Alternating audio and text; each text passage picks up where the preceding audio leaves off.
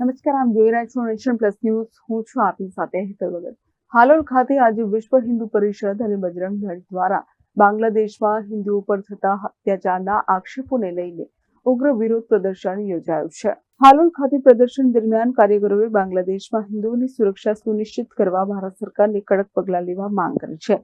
હાલોલમાં વિશ્વ હિન્દુ પરિષદ અને બજરંગ દળના કાર્યકરો રસ્તા પર ઉતર્યા હતા. બાંગ્લાદેશમાં રાજકીય અસ્થિરતાના માહોલ વચ્ચે હિન્દુ સમુદાયને નિશાન બનાવવામાં આવી રહ્યો હોવાના આક્ષેપ સાથે વિરોધ પ્રદર્શન યોજાયું છે.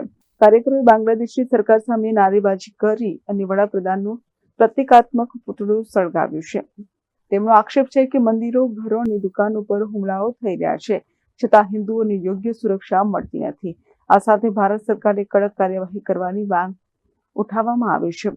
પ્રદર્શન દરમિયાન પોલીસ બંદોબસ્ત ગોઠવવામાં આવ્યો હતો અને સમગ્ર વિરોધ શાંતિપૂર્ણ રીતે પૂર્ણ થયો હતો.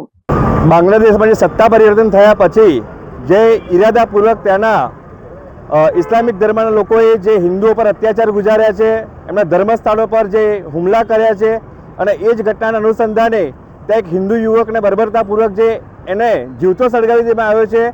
આ ઘટનામાં ત્યાંની સરકાર બિલકુલ નિષ્ક્રિય થઈ ગઈ છે, ત્યાંનું વહીવટીતંત્ર નિષ્ક્રિય થઈ ગયું છે અને આ રીતે એક ઇરાદાપૂર્વક હિન્દુઓ ઉપર એક અત્યાચાર ગુજારવામાં આવે છે.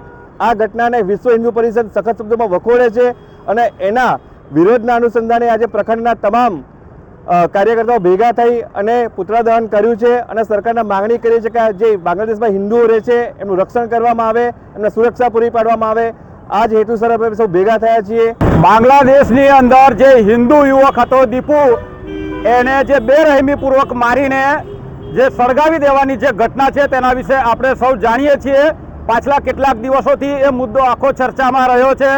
ત્યારે ત્યાંની જે સરકાર છે તેના દ્વારા જે હિન્દુઓ છે એ જે બેરહેમીપૂર્વક જે હિન્દુઓના જે ધાર્મિક સ્થાનો છે તે સહિત જે હિન્દુ લોકો છે તેની પર પણ જે અત્યાચારો ગુજારવામાં આવી રહ્યા છે એ બાબતે ત્યાંની જે સરકાર છે મોહમ્મદ યુનુસની, તેની સાથે હિન્દુઓની જે સુરક્ષા છે તે સુનિશ્ચિત કરવાની વાત આવે છે. ત્યારે ત્યાંની ક્યાંક ને ક્યાંક એ સરકારે હાથ અદ્ધર કર્યા છે.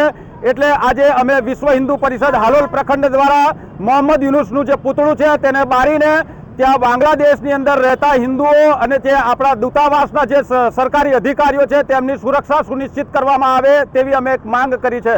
Kiran Gohil, nation plus news, Panchmahal. સમાચારોના સતત અપડેટ મેળવવા માટે અમારી નેશન પ્લસ ન્યૂઝની યુટ્યુબ ચેનલને સબસ્ક્રાઇબ કરો, બેલ આઇકન દબાવો અને જોડાયેલા રહો ફેસબુક, ઇન્સ્ટાગ્રામ અને ટ્વિટર પર.